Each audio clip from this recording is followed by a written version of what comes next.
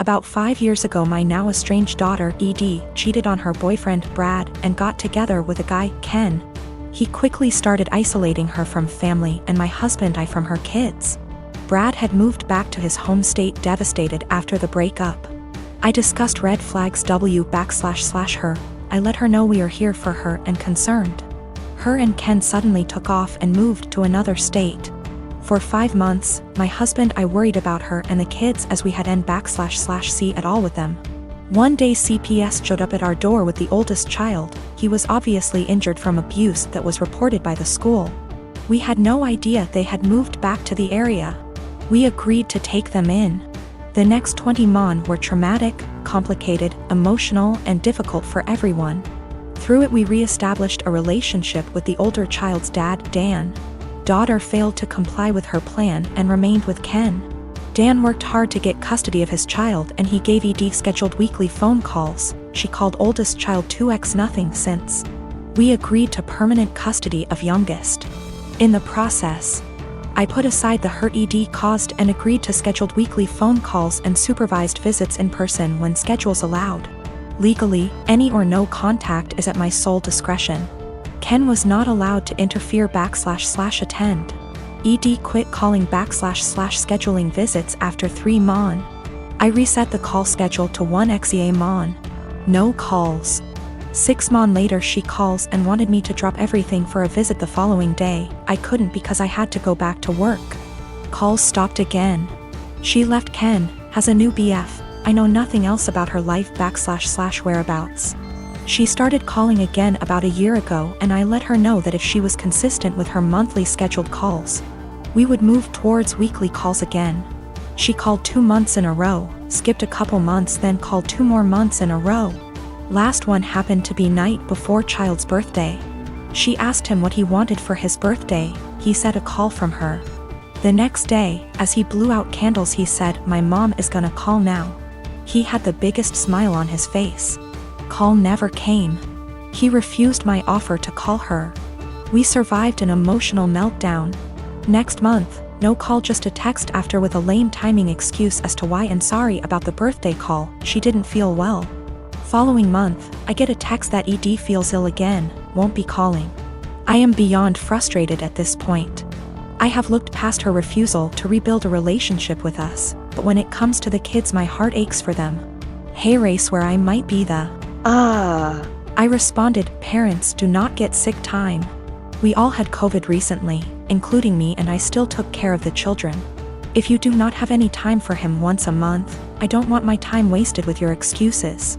Of course, calls stopped again. My daughter received a bike from her uncle, my brother, on her 11th birthday. She was over the moon and excited to use it because it was on her wish list for so long. Days ago, I discovered that my husband reached out to my brother to ask for the recipient for the bike and returned it to the store, and kept the money for himself while my daughter was at school. The bike was at home. My daughter and I got home and she started crying after noticing the bike was gone. My husband was home at the time. He told me he returned the bike and got money in return to spend on something useful for us since the bike was just there as a distraction and there was no need for it now since we're the dead of winter. I was aggravated and lost it on him, saying it wasn't his, didn't come from him. And he didn't pay for it, so he had no right to touch it, knowing our daughter's been wanting it for a long time, and my brother was decent enough to buy it for her despite barely having money to get him by. I told him what he did was theft and insisted he hand over the money to me so I could repurchase it, but he said he spent it on stuff for the house and doesn't have any money left now. But I knew about the money he was stashing away in the bedroom that he forbade me from tossing, and I took some of it and went out to repurchase the bike while he was out the next day. He found out and verbally lashed out at me, saying I should have never touched the money he was saving for himself, which isn't much, but I lashed right back that I had to so I could repurchase the bike he took from under our daughter. He explained that he didn't keep the money for himself and instead spent it for necessities for our home, but he was at fault for taking the bike in the first place and he was responsible for getting it back. He yelled at me for almost 10 minutes, then stormed outside and started smoking. My daughter asked why her dad was upset and that she no longer wants the bike if dad doesn't want her to have it. But I assured her that's not the case and told her she shouldn't feel guilty and to just focus on enjoying her bike. My husband hasn't stopped grilling me about how I disrespected and undermined him, and managed to make our daughter hate him after making him look like the bad guy. I again said he shouldn't have touched the bike. End of the story. He's called me thief and juvenile for taking money from his savings and being sneaky about it. I am part-timing in an IT company that is very close-knit. My boss Steven and his wife were always sweet. It was my first month and it was my boss's birthday week. So he and wife Melissa were kind enough to include me in this fancy dinner they were taking everyone to. A week prior to the dinner, Melissa added everyone to a group chat and asked whether we had any suggestions on where to eat. I told her that I am fine with anything as long there are vegetarian options available or at least chicken. They brought their daughter Steph to the dinner and she is a sweet little girl. Now Steph was really interested in me and she kept on asking me questions about how I look the way I look. Now I am short, 5 feet, but can be somewhat deemed as fit to today's generation. I was transparent with her and told her that I don't restrict myself to certain foods but rather eat everything in moderation. Plus I have a plant-based diet and home-cooked meals so that helps, and I also lift weights. Now Melissa overheard our conversation partially. She pulled me aside and told me that Steph was recovering from eating disorder, so she encouraged me to be honest with her and not lie to her and not to order anything that screams diet. When I saw the menu, there were little to no vegetarian options available. It didn't have anything for me. I was very disappointed and made a comment that, oh wow, there are no vegetarian options. Melissa chimed in and said that eating meat once in a while won't affect my weight.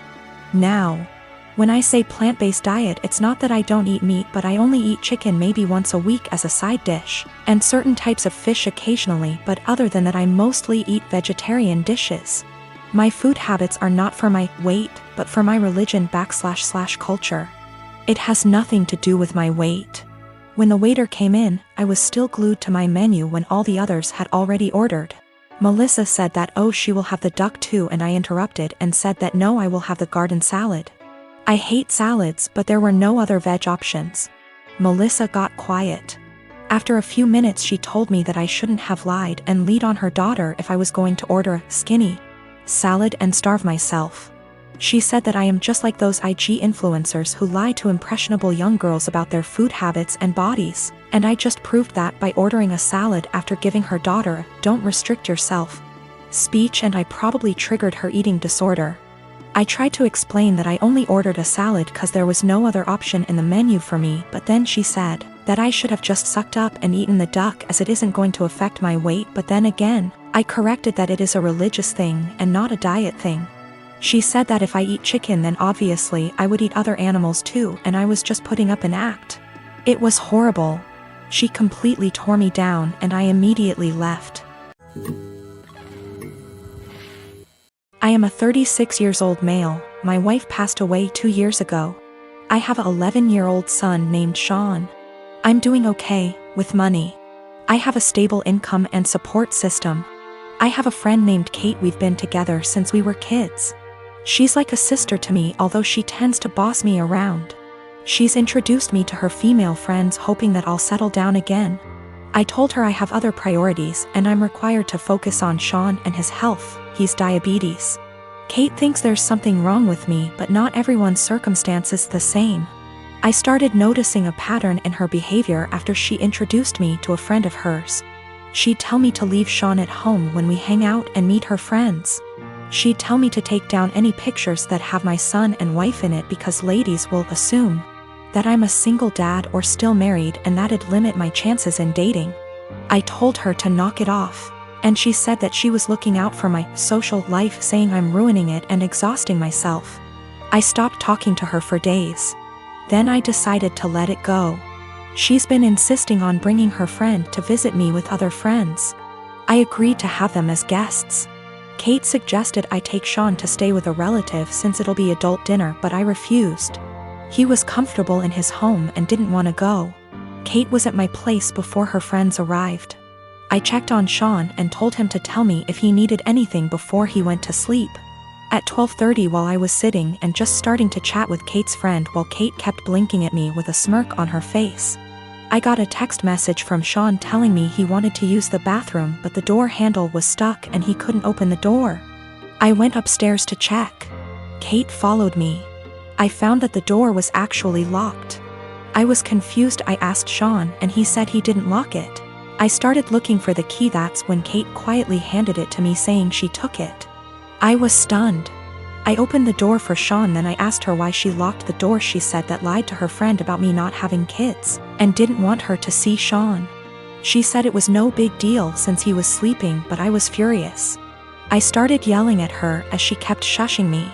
Everyone started leaving after I yelled at Kate and cussed her out for doing this. She blew up after her friend left and said I was an idiot cause most people don't mention kids until after months into dating, and that I didn't deserve her help to move on when she thought I was a decent, sane person. I called her stupid and told her to get out of my house.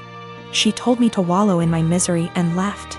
Then her friends kept blaming me for making a scene and treating Kate like that, especially since she cooked dinner and helped a lot.